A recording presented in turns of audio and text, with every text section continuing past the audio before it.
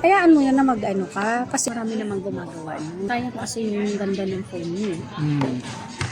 Ganito pa yung muntik ka na mapagkamalang mag-package. Tapos, sasabihin pag nag-tour guide, nag-package yung tour guide, matanggalan na ako ng lisensya, mapenalty pa yung bangka ng private individual. Oh, So, nandito po tayo sa Kauri, nandito rin sa minibar, sila po ay nagsaserve ng cold drinks. Kapag hot drinks doon po sa kabila, sa may info. Dito po, meron kang, pwede rin ikaw mag-order ng Ayahay Beer, Palawan Brewery. that's it. Uy, mainit. Mainit ba? Hindi naman.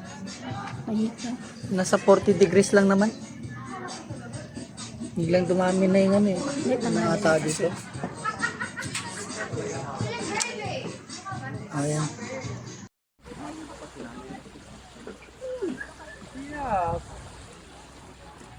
May apo pala kung tagpanuan. Meron.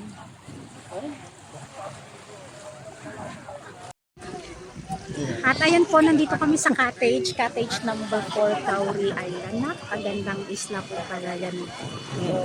Ang entrance fee po 100 pesos, cottage fee ay 500 pesos.